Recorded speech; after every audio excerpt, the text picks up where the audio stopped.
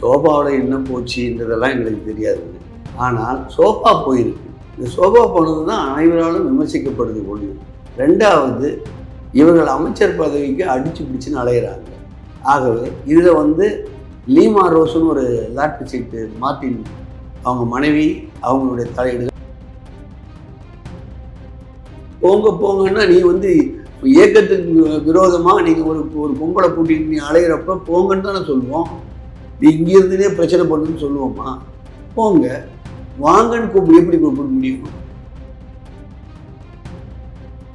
வேலுமணி ஆக்ரோஷமாலாம் பேசியிருக்காரு. நானும் தங்கமணியும் தான் டிடிவி தினகரன் போகணும்னு முடிவெடுத்தோம் அப்படின்னு பேசியிருக்காரு. அடுத்து சிவி சண்முகமும் சசிகலாவை எடுத்து அவ்வளோ பேச்சு பேசியிருக்காரு. ஆனால் நாங்கள் தான் ஒற்றை தலைமை வேணும்னு சொன்னாங்க. எல்லாத்தையும் இவங்க பண்ணிட்டு இப்போ அவர் மேலே பழிய போகிறது எந்த விதத்தில் ஒரு பச்சை அயோக்கியத்தனையில் 33 பேருக்கு மந்திரி பதவி கிடைக்கும், 33 பேருக்கு மந்திரி கிடைக்கும்னு சொல்றதால தான் எல்லாரையும் கட்டி அடைச்சி வச்சிருக்காங்க. இதில் இவங்களுக்கு 5 பேருக்கு மந்திரி 6 பேருக்கு மந்திரி மீதியெல்லாம் விட்டுருவாங்களா? ஒன்று அவங்க பிச்சின்னு ஓடியாடணும், இல்லை இவங்களை விட்டுட்டு அப்படியே போய் தாவைக்காலே கட்சியில் சேரணும். இதை தவிர வேற வழி கிடையாது.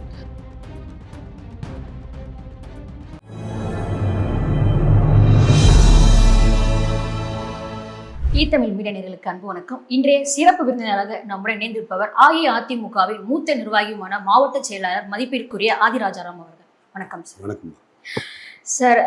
இப்போ அஇஅதிமுக இரண்டாக பிளவுபட்டு போயிட்டு இருக்கு. எப்படி பாக்குறீங்க? நேற்றைய தினம் ஆளுநரை சபாநாயகரை சந்திச்சு வந்தாங்க. இப்போ ஆளுநரை சந்திக்க போறாங்க இபிஎஸ் தரப்பினர் அனைவரும் அப்படின்னு சொல்லி பார்க்கப்படுது. என்ன மாதிரி கோரிக்கைகள்லாம் நீங்க உங்க தரப்புல இருந்து வைக்க போறீங்க? சட்டமன்ற உறுப்பினர்கள்ல மாறுபட்ட கருத்து கொண்டு பேர் கொஞ்சம் பேர் தனிச்சிருக்கிறாங்க. அதுதான். ஓகே. ஆகவே இந்த சட்டமன்ற உறுப்பினர்கள் எங்களுடைய உச்சநீதிமன்ற உத்தரவுப்படி கட்சியோட தலைமை என்ன முடிவெடுக்குதோ அவங்க தான் கொறடாவாக இருக்க முடியும், சட்டமன்ற கட்சி தலைவராக இருக்க முடியும். அது குறித்து நாங்கள் சபாநாயகர்கிட்டையும் சொல்லியாச்சு.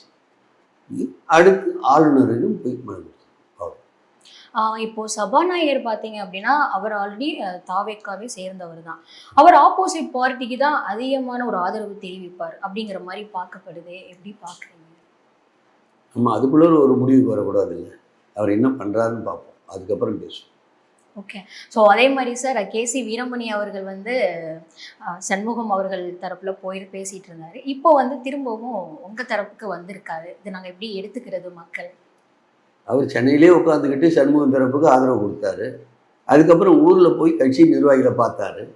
கட்சி தொண்டர்களோட ஆதரவு அண்ணன் எடப்பாடியாருக்கு தான் தெரிஞ்சு போய் உடனே அண்ணன் எடப்பாடியாருக்கு தொண்டர்களோட எண்ணப்படி அண்ணன் எடப்பாடியார் கூட தான் அப்படின்னு உங்கள் தரப்புல இருந்து சபாநாயகர் அவர்கிட்டயே இருக்கட்டும் அண்ட் அப்போ ஆளுநர்கிட்ட உங்கள் கோரிக்கைகள் என்னவாக இருக்க போகுது சார்? சட்டமன்ற கட்சி தலைவர் நியாயப்படி நாங்கள் தான் சட்டமன்ற கொறடா எங்களுடைய பொதுச்செயலாளர் அறிவித்ததாக இருக்கணும் அப்படின்னு அவங்க வலியுறுத்தி அதோட குதிரை பேரத்தில் ஈடுபட முயற்சி பண்ணுறாங்க, அதை தடுக்கணும் அப்படின்னு கோரிக்கை வச்சு. ஆனால் ஆல்ரெடி குதிரை பேரம் போய்விட்டதாக சொல்லப்படுது இல்லையா? அசம்பிளியில் கூட சோஃபா முன்னாடி போச்சு, பின்னாடியே நீங்கள் போனீங்க அப்படின்னு சொல்லியிருந்தாங்க. ஸோ ஆல்ரெடி அவங்க குதிரை பேரம் போனதா தகவல் வெளியில் வருது சார். நீங்களே எதுவும் சொல்லிட்டீங்களா? அதுக்கப்புறம் நான் சொல்கிறதுக்கு என்ன இருக்குது? இல்லை, அது உண்மைதானா அப்படின்னு நான் கேட்குறேன். அங்கே இருக்கிற உங்களுக்கு தான் தெரியும். சோஃபாவில் என்ன போச்சுன்றதெல்லாம் எங்களுக்கு தெரியாதுங்க. ஆனால் சோஃபா போயிருக்கு. இந்த சோஃபா போனது தான் அனைவராலும் விமர்சிக்கப்படுது ஒன்று. ரெண்டாவது, இவர்கள் அமைச்சர் பதவிக்கு அடிச்சு பிடிச்சுன்னு அலையிறாங்க. ஆகவே இதில் லீமா ரோஸ்னு ஒரு லாட்ரி சீட்டு மார்ட்டின் அவங்க மனைவி அவங்களுடைய தலையீடுகள் அவங்க புதுசாக தலையெடுத்து நிறைய பேட்டியெல்லாம் கொடுத்துட்டுருக்காங்க. ஓகே, அது நீங்களே புரிஞ்சுக்கோங்க மேலே என்ன நடந்தது. ஓகே. இப்போ கேசி வீரமணி வந்த மாதிரி இன்னும் மற்ற உறுப்பினர்களும் வருவாங்கன்னு நினைக்கிறீங்களா? ஊருக்கு போன பிறகு இன்னும் நடக்குதுன்னு பார்த்துன்னு ஒழுங்காக வருவாங்கன்னு நினைக்கிறேன். ஊருக்கு போன மீன்ஸ் எப்படி சொல்றீங்க? அவங்கவுங்க மாவட்டத்துக்கு போகிறப்ப தொண்டர்களை பொதுமக்களை சந்திச்சு தான் ஆகணும். அப்போ அதன் அடிப்படையில் அவர்கள் தங்களுடைய முடிவுகளை மாற்றிக்கொள்ள நிறைய வாய்ப்பு இருக்கு. ஓகே. இப்போ அதே மாதிரி விசிகால இருந்து உங்களுக்கு ஒரு குரல் ஒண்ணு வந்திருக்கு. ரவிக்குமார் அவர்கள் சொல்லியிருக்காங்க, இந்த கொறடாவோட முடிவு பண்றது அதிமுக பொதுச் செயலாளரான இபிஎஸ் தான். ஸோ அரசு வந்து இதுக்கு அனுமதிக்க கூடாது. அப்படி அவங்க வேலுமணி தரப்புல இருந்து தாவேக்கால இணையணும் அப்படின்னா, அவங்க முறைப்படி போணும். அதாவது ராஜினாமா பண்ணிட்டு இடைத்தேர்தல் நடத்திட்டு அதுக்கப்புறம் நீங்க போங்க அப்படின்னு சொல்லிட்டு உங்களுக்காக ஒரு ஆதரவு குரல் வச்சிருக்காரு. இதை எப்படி பாக்குறீங்க? வரவேற்கிறேன். நியாயமா இல்ல உங்களுக்கு ஆப்போசிட் பார்ட்டில இருந்து உங்களுக்கு வர்றப்போ அது என்ன மாதிரி எந்த மாதிரி பாக்குறீங்க? நான் வந்து ரொம்ப நேசிக்கிற சகோதரன் திருமா. ஓகே. ஒரு ஒடுக்கப்பட்ட சமுதாயத்தை நல்வழிப்படுத்துவார், தலைமையேற்று நல்லா கொண்டு வருவார் அப்படின்னு நான் நம்புகின்றேன். இப்போது அவர் சில நியாயங்களை உணர ஆரம்பித்திருக்கிறார். அதன் அடிப்படையில் அவர் வந்து நியாயப்படி நடக்கணும் அப்படின்னு அவரும் வலியுறுத்துகிறார் அவர் சார். ஓகே. ஸோ அதே மாதிரி சார் முக்கியமாக டிடிவி தினகரன் அவர்களாக இருக்கட்டும், அம்மையார் சசிகலா அவர்களாக இருக்கட்டும், 2 பேரையும் மறுபடியும் இணைக்க வேண்டும். கட்சி வந்து தொடரணும் நம்ம கட்சி அப்படிங்கிற மாதிரி சொல்லியிருக்காங்க. அது எப்படி பாசிபிளா? இணையறதுக்கு வாய்ப்பு இருக்கா? அவங்க தனித்தனி கட்சி நடத்திட்டு இருக்காங்க. அவங்க ஒவ்வொரு கட்சிக்கு பொதுச்செயலாளர் ஆகிட்டாங்க. அவங்களுக்கும் எங்களுக்கு எதுக்கு? அலையன்ஸ் வந்தால் வரட்டும். வந்தா நீங்க ரெடியா இருக்கீங்களா? அலையன்ஸ் இப்போ டிடிவி வரலையா? அதுபோல் எங்களுடைய பொதுச்செயலாளரின் தலைமையை ஏற்று வந்தால் நாங்கள் ஏற்றுக்கொள்வோம். அம்மையார் அவர்களும் சொல்லியிருந்தாங்க, சசிகலா அவர்கள் பிரஸ் மீட்ல கூட, இது காலத்தின் கட்டளை, எனக்கும் அதிமுக உடையறதுல எனக்கு விருப்பம் இல்லை, ஒன்றுபட்டு செயல்பட்டா அதிமுக மறுபடியும் ஆட்சி அமைக்கிறதுக்கு வாய்ப்பு. அதிமுக உடையல, அந்த அம்மையார் தனியாக கட்சி நடத்துகிறாங்க. அவங்க தனியாக கட்சி நடத்துகிறவங்க எங்கள் கட்சி உடையுதா இல்லையான்றதை பற்றி சொல்லக்கூடாது. எங்கள் கட்சி உடையிறதுக்கு வாய்ப்பே இல்லை. சட்டமன்ற உறுப்பினர்கள் மாறுபட்ட கருத்தோடு வெளியே போயிருக்கிறாங்க. அவர்களும் தானே சொல்கிறாங்க, இனி எங்களுக்கு பொதுச்செயலாளர் எடப்பாடியார் தான், அவர் எங்களை கூட்டு பேசணும் அப்படின்னு சொல்கிறாங்க. சொல்லிட்டு மற்ற வேலையை பார்த்துருக்கேன். ஓகே. ஸோ அதே மாதிரி ஒருவேளை நீங்கள் சொன்ன மாதிரி இப்போ வராங்க, அலைன்ஸ் வருது அப்படிங்கிறப்போ ஏற்றுக்கிறீங்க மனப்பா, அவங்களுக்கு ஏற்றுக்குப்பீங்களா நீங்கள்? அது எங்கள் பொதுச் செயலாளர் முடிவெடுப்பார். தொண்டர்களின் விருப்பப்படி பொதுச் செயலாளர் முடிவெடுப்பார். ஓகே. ஸோ அதே மாதிரி சார் வேலுமணி அவர்கள் சொல்லியிருந்தாங்க, ஸ்டார்டிங்கில் திருமாவளவன் அவர்களை முதல்வராக அமைக்கிறதுக்கு திமுக தரப்புலன்னு சொல்லப்பட்டுச்சு. ஆனால் இபிஎஸ் அவர்கள் அதற்கு மறுப்பு தெரிவித்தார். வேலுமணியை பொறுத்த வரைக்கும் அவருக்கு பவர் இல்லாமல் அதிகாரம் இல்லாமல்லாம் அது இதை சும்மாலாம் இருக்க முடியாதுங்க.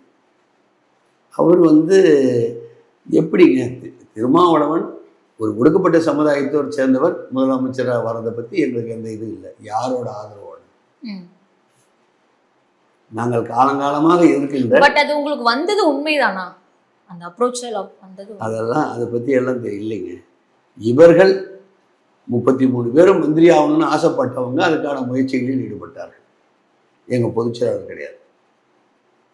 ஓகே. இப்போ இவங்க அங்கே போகிறப்போ அது எப்படி தாவேக்கா வந்து இவர்களுக்கான அமைச்சரவை கொடுப்பாங்கன்னு நினைக்கிறீங்களா?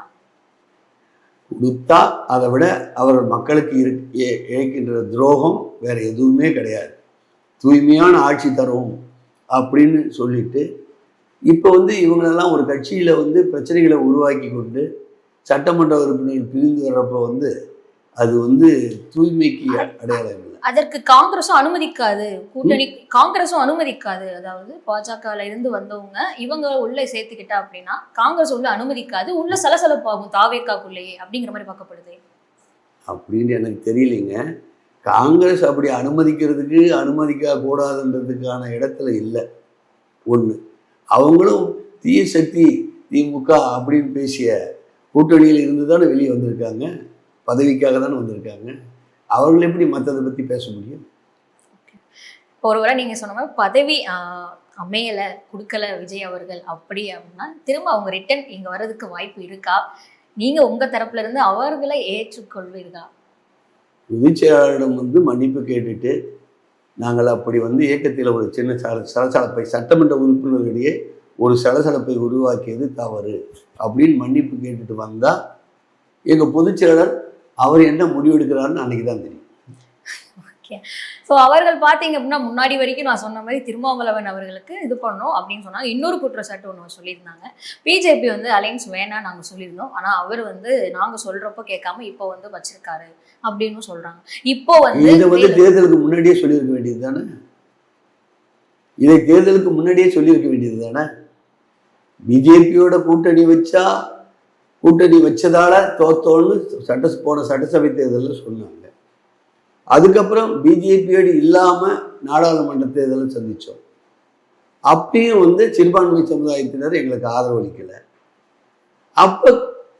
அதுக்கப்புறம் இப்போ பிஜேபியோட கூட்டணி வச்சோம். நாட்டு நலனுக்காக, மக்கள் நலனுக்காக எங்கள் பொதுச்செயலாளர் இந்த முடிவை எடுத்தார். இப்படி ஃபீல் பண்ணுறவங்க அப்பயே போயிருக்க வேண்டியதானே வேணான்ட்டு. இப்போ பேசுகிற மாதிரி பிஜேபியோட கூட்டணி வச்சாச்சுன்னு. அப்போ இருந்தால் முதல்ல பிஜேபியோட கூட்டணி வச்சும் வந்து சிறுபான்மை சமுதாயத்தின் ஆதரவு நமக்கு இல்லை அப்படின்றப்ப பிஜேபியோட கூட்டணி வச்சா தவறு கிடையாது அப்படின்னு கூட்டணி வைக்கின்ற சூழ்நிலையில் இவர்கள் அதை ஏற்றுக்கொண்டு தான் இந்த இயக்கத்தில் பயணித்தார்கள். இது சந்தர்ப்பவாதத்தின் உச்சகட்ட இது. பதவி ஆசைக்கு மட்டுமே அவர்கள் அங்க போகிறார்கள் அப்படிங்கிற மாதிரி பார்க்கப்படுது. தேச சேவை செய்ய போயிருக்காங்க. ஓகே சார், நான் ஏன் இந்த கேள்வி கேட்டேன் அப்படின்னா, முன்னாடி நான் சொன்ன மாதிரி இந்த 2 இதுவா குற்றச்சாட்டா இபிஎஸ் அவர்கள் மேல வச்சிருந்தாங்க. இப்போ பாத்தீங்க அப்படின்னா நீங்க வந்து கட்சியில் இருக்கும் உறுப்பினர்களையும் தொண்டர்களையும் இல்லை போங்க போங்கன்னு சொல்லக்கூடாது, வாங்க வாங்கன்னு தான் சொல்லணும் அப்படின்னு சொல்லிட்டு வேலுமணி தரப்புல இருந்து சொல்லப்படுது. எப்படி சமரசம் ஆகுறதுக்காக நான் இந்த பேச்சுவார்த்தைன்னு பார்க்கிறேன். வேலுமணி போல ஒரு மோசமான சந்தர்ப்பவாதி சுயநலவாதி கிடையாது. அப்ப நீங்க போங்க போங்கன்னா நீ வந்து இயக்கத்துக்கு விரோதமா நீங்க ஒரு கும்பலை கூட்டிட்டு நீ அலையிறப்ப போங்கன்னு தானே சொல்லுவோம். நீ இங்கிருந்துனே பிரச்சனை பண்ணுன்னு சொல்லுவோமா? போங்க வாங்கன்னு எப்படி கூப்பிட முடியும்? எங்களுக்கு வந்து பொதுச்செயலாளரோட கட்டளைக்கு விரோதமாக, தொண்டர்களின் விருப்பத்திற்கு மாறாக நீங்க போறப்ப உங்களை உள்ளாரே வச்சுன்னு இருக்குமா? உள்ளார வச்சுன்னு குத்துதே கொடையுமேன்னு சொல்ல முடியுமா? போய் தொலை. அதுதான் தொண்டனோட எண்ணம். போய் தொலை. எங்க பொதுச்செயலாளர் நீ தப்பு பண்ற ஒதுக்கிடு, அவ்வளவுதான் அப்படின்னு எங்க பொதுச்செயலாளர் சொல்றாரு. ஓகே சார், அதே மாதிரி இப்போ அவங்க சொல்றது முக்கியமா என்ன அப்படின்னா, சசிகலா அவர்களா இருக்கட்டும், பிடிவி தினகரனா இருக்கட்டும் அந்த டைம்ல, அண்ட் பன்னீர்செல்வமா இருக்கட்டும், செங்கோட்டையன் அவர்களா இருக்கட்டும், எல்லாமே போறதுக்கு காரணமும் இபிஎஸ் அவர்கள் தான். எல்லாருமே வெளியில கூட்டிலிருந்து அமைச்சதே இபிஎஸ் தான். இப்போ எங்களையும் போங்க அப்படின்றாரு. வேலுமணி ஆக்ரோஷமாலாம் பேசியிருக்காரு. நானும் தங்கமணியும் தான் டிடிவி தினகரன் போகணும்னு முடிவெடுத்தோம் அப்படின்னு பேசியிருக்காரு. அடுத்து வந்து சிவி சண்முகமும் சசிகலாவை எடுத்து அவ்வளவு பேச்சு பேசியிருக்காரு. இவங்க போகணுன்னாங்க. ஒற்றை தலைமை வேணும்னு சொன்னது இப்போ சொன்னாருங்களே, இப்போ இன்னொரு பேட்டியில் எடப்பாடியார் அது சரி வராதுன்னு சொன்னார் ஒற்றை தலைமை, ஆனால் நாங்கள் தான் ஒற்றை தலைமை வேணும்னு சொன்னோன்னு சொன்னாங்க. எல்லாத்தையும் இவங்க பண்ணிட்டு இப்ப அவர் மேல பழிய போறது எந்த விதத்துல? இது ஒரு பச்சை அயோக்கியத்தனையில. இப்படி பேசிட்டு லாஸ்ட் பிரஸ் மீட்ல பாத்தீங்கன்னா இதுதான் சொல்லியிருக்காரு, வாங்க வாங்கன்னு கூப்பிடணும் அப்படிங்கிறப்போ ஒருவேளை அவரோட மதிப்பு தாவைக்கால தட்டுப்படலையோ, அதனால திரும்ப நம்ம கட்சிக்கே போயிடலாம் அப்படிங்கிற ஒரு இதுக்கு வராரா? இல்ல இப்ப ஆப்போசிட் குரங்கு மாதிரி இருக்கான் வேலுமணி, அவ்வளவுதான். ஓகே, இப்போ அது வந்து விஜய்னால தான் இவ்வளோ குழப்பறாட்டம்னு நினைக்கிறேன். ஒரு சுனாமி போல யாரும் எதிர்பார்க்காத அளவுக்கு இப்போ ஒரு நிகழ்வு நடந்திருக்கு. அப்படிங்கிறப்போ இப்போ அதிமுகல இவ்வளோ கொஞ்சம் பிரச்சனைகள் போயிட்டு இருக்கிறப்போ எப்படி சரி கட்டணும்? நீங்க மூத்த நிர்வாகியா எப்படி பாக்குறீங்க? சரி கட்டணும்னா என்ன மாதிரி? பொதுச்செயலாளர் தெளிவாக முடிவெடுத்து கொண்டிருக்கார். இவங்களெல்லாம் வந்து ஒவ்வொருத்தரும் ஒரு பண்ணையார் மாதிரி, ஒரு குட்டி ராஜா மாதிரி அந்தந்த மாவட்டங்களில் கட்சி நடத்தினார். நான் சொல்றவங்க தான் இங்கே இருக்கணும், நாங்கள் வேணுங்களுக்கு பிடிக்காதவங்க வெளியே போகணும் அப்படின்னு பண்ணிக்கிட்டு ஸ்டேட் முழுக்க குழப்பம் பண்ணியிருந்தாங்க. இப்போ வெளியே போனது காட்டாற்று வெள்ளம் போல தொண்டர்களிடையே ஒரு எழுச்சி ஏற்பட்டிருக்கு. போன புண்ணியவான்க அப்படியே இருந்துட்டா சந்தோஷம். அவங்க என்ன ஒரு இதுல இவ்வளோ வருடம் அதிமுகல இருந்த நபர் இப்போ வெளியில போய் இப்போ வந்திருக்கக்கூடிய புதிய கட்சிக்கு ஆதரவு தெரிவிக்கிறாங்க அப்படின்னா, என்னதான் பணம் கொடுத்தாலும் அங்க அவங்களோட பேச்சுவார்த்தை தட்டுப்படும் நினைக்கிறீங்களா? ஒரு புதிய உட்கட்சியிலேயே அதிகாரம் பண்ணவர், ஆணவத்தோடு அதிகாரம் செலுத்தியவர்கள். இப்ப தோத்த பிறகு இங்க வந்து எடுபடுமா, தொண்டங்கிட்ட இனி எடுபடுமான்ற ஒரு அச்சம் ஒண்ணு. அங்க போனா பணம் இருக்கு, பதவி இருக்குன்னு ஓடுறாங்க, அவ்வளவுதான். இல்லாட்டா இவர்கள் 33 பேர் அமைச்சர், திருமாவளவன் முதலமைச்சர் அப்படின்னு நாங்கள் நினைச்சோம். அதுக்கு திமுக ஆதரவுன்னு சொல்றப்பயே காலங்காலமா எதிர்த்து திமுகவோட ஆதரவோட இவங்க 33 பேர் மந்திரி ஆகணுன்றதுக்கு இதுக்கு வந்து சைட் சப்போர்ட்டுக்கு திருமாவளவன் பாவம் அவருக்கே தெரியாது. எனக்கே தெரியாதுன்னு தான் சொல்றாரு. அப்ப திருமாவளவனை வந்து வச்சா இதை வேற மாதிரி கம்யூனல் பிளே பண்ணலாம் அந்த சமுதாயத்துக்கிட்ட அப்படின்னு நினைக்கிறாங்க. எதுவுமே நடக்காது. ஓகே.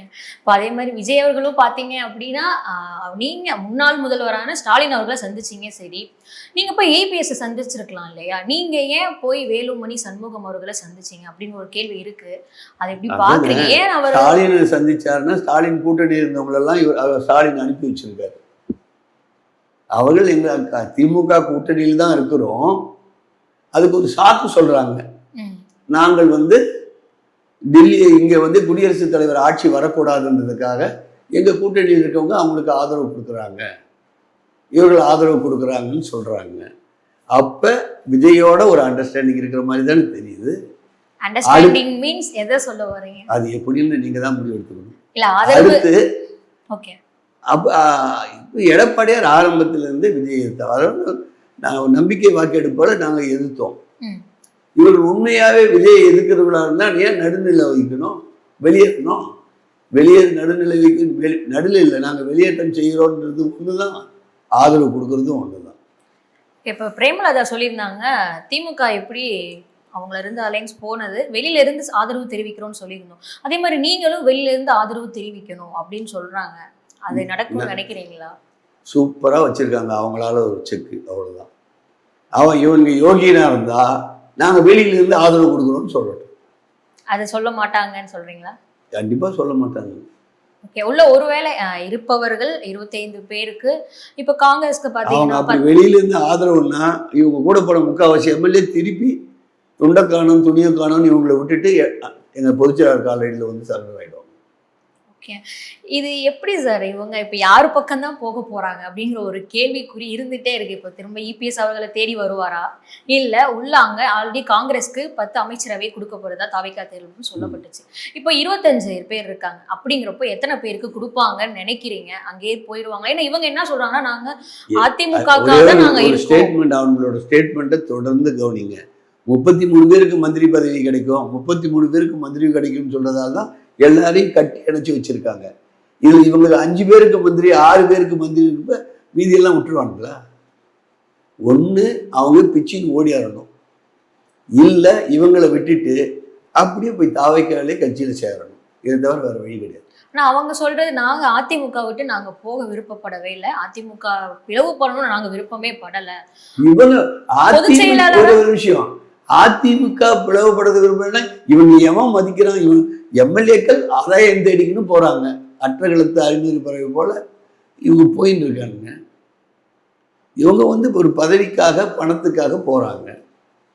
இவங்க நியாயமா போய் ஏதாவது வந்து அவங்க தனக்கு வாக்களித்த மக்களுக்கு நல்லது பண்ணணும் அதுக்காக போறோம் அப்படின்னு நான் சொல்றாங்க. இல்லை இல்லை, பிளவுபடுற வார்த்தையை பேசுவதற்கு யாருக்கும் தகுதி கிடையாது. அதிமுகவை பொறுத்தவரை தொண்டர்கள், கொடிபிடிக்கும் தொண்டன் தான் முடிவெடுப்பான். புரட்சி தலைவரே வந்து தொண்டர்கள் தான் வந்து தலைமையிற்கு அழைத்தார்கள். தொண்டர்கள் விருப்பப்படி செயலாற்றுவதால் எங்கள் பொதுச் செயலாளர். ஆகவே அவருடைய இன்றைய ஒவ்வொரு நடவடிக்கையும் தொண்டை என்ன நினைக்கிறானோ அதை செய்யணும். அப்படின்னா இது தொண்டர்களோட கட்சி. ஆகவே வந்து இவர்களோட வந்து பிளவுன்னு சொல்லாதீங்க. அதிமுக பிளவுபடாது. ஒரிஜினல் அதிமுக இருந்து கொண்டு தான் இருக்கும். ஆதாயம் தேடிகள் தான் இங்கே வருவாங்க, அங்கே போவாங்க, இங்கே வருவாங்க, அங்கே போவாங்க. இப்போ ஆதாயம் தேடிகள் வெளியே போகிறத வச்சு, அந்த சட்டமன்ற உறுப்பினர்கள் வெளியே போகிறத வச்சு நீங்கள் வந்து அதிமுக பிளவுனாதீங்க. பிளவுன்னு நீங்கள் சொல்கிறது தப்பு.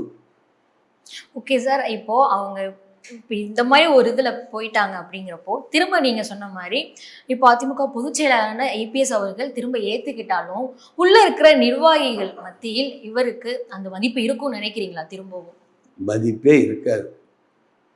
இப்போ வந்தால் அவங்க எம்எல்ஏ தான், மாவட்ட செயலரோ எந்த நிர்வாகிகளோ கிடையாது, எம்எல்ஏக்கள் தான். திரும்பி வந்தாலும் எம்எல்ஏக்கள் தான். எப்போ வந்து அவர்கள் பொதுச் செயலாளர்னு சொல்லிட்டாங்கல்ல, அந்த பொதுச் செயலாளர் சீட்டு கொடுத்து தானே இவங்க எம்எல்ஏ. இப்போ அந்த பொதுச் செயலாளர் இவங்க வந்து தவறான வழியில் போகிறாங்கன்னு பதவி எடுத்துட்டார். இப்போ புது மாவட்ட செயலாளர்கள் போட்டாச்சு. அந்த மாவட்ட செயலாளர்களுக்கு கட்டுப்பட்டு வந்து செயலாற்றினா தொண்டை அதுக்கப்புறம் முடிவெடுப்போம். ஓகே சார், அதே மாதிரி இந்த மனஸ்தாபங்கள், இந்த பிரச்சனைகள் எல்லாம் ஒருவேளை அம்மா அவர்கள் இருந்திருந்தா இப்படிலாம் நடந்திருக்குமா அப்படின்னு சொல்லிட்டு ஒரு தரப்பினர் சொல்றாங்க. இது எப்படி எப்படி பாக்குறீங்க? அம்மா இருந்திருந்தா இவங்கெல்லாம் வெளியே போகிற இந்த மாதிரி ஆட்கள் எல்லாம் பார்த்து சீட்டே கொடுத்துருக்க மாட்டாங்க. இல்ல சசிகலா அவர்களுக்கட்டும், பன்னீர்செல்வம் இருக்கட்டும், இவங்கெல்லாம் வெளியிலயும் போயிருக்க மாட்டாங்க. ஒரு எல்லாமே ஒரே ஒற்றுமையா செயல்பட்டு இருப்பாங்க அப்படிங்கிற மாதிரி சொல்லப்படுறாங்க. அம்மா இருந்திருந்தால் இந்த மாதிரி பிரச்சனைகளுக்கே இடம் இல்லையே. அப்படியே நீங்கள் சொல்கிறீங்க. அம்மா இல்லாததால் தானே சுயநலமிகள் ஆதாயம் தேடிகள் அவன் இஷ்டத்துக்கு பண்ணணும்னு நினைக்கிறான். அது தொண்டை ஏற்றுக்கலை. தொண்டை விருப்பம் பொதுச் செயலாளரோட எண்ணம் முடிவுகள். ஓகே, அதே மாதிரி செங்கோட்டையன் அவர்கள் ஒண்ணு சொல்லியிருந்தாரு, அம்மாவின் ஆத்மா வந்துதான் இப்படிலாம் கூட்டம். அம்மா இருக்கிறப்ப கடைசி வரைக்கும் அந்த ஆளை கிட்டேயே சேர்க்கலையே. அவர் எதுக்கு அம்மா ஆத்மாவை பற்றி பேசணும்? ஓகே, ஆனா அவர் சொன்னது அதுதானே சார், அம்மா வந்து இருந்திருந்தாங்கன்னா அவர் தான் ஃபர்ஸ்ட் எடுத்து வச்சாரு. அதாவது செங்கோட்டையன் வந்து அம்மாவோட ஆத்மா மன்னிக்காதுன்னா அவரையும் தான் அம்மா ஆத்மா மன்னிக்காது. அம்மா இருந்தப்பே அம்மா அவர் ஓரங்கட்டி தானே வச்சுருந்தாங்க. ஆகவே அம்மா ஆத்மாவை பற்றியெல்லாம் அவர் அதிகமாக பேச வேண்டிய அவசியம் இல்லை. ஓகே, இப்போ இங்கேயும் அவங்களுக்கு மதிப்பு இல்லை அப்படிங்கிறப்போ அங்கேயும் தாவேக்காலி மதிப்பு இல்லை அப்படின்ற ஒரு சுச்சுவேஷன் வந்துச்சு அப்படின்னாலும் என்ன ஆகும் அவங்களோட நிலைமை? வேலுமணி சண்முகம் அவர்களுக்கு நோ வேர்ட்ஸ் அப்படின்றீங்களா? ஓகே சார், எங்கள் நேயர்களுக்கு பொறுமையாக உட்கார்ந்து தெளிவாக பல்வேறு தகவலை ஷேர் பண்ணியிருக்கீங்க. தொடர்ந்து பேசுவோம் சார். மிக்க நன்றி சார். நன்றி.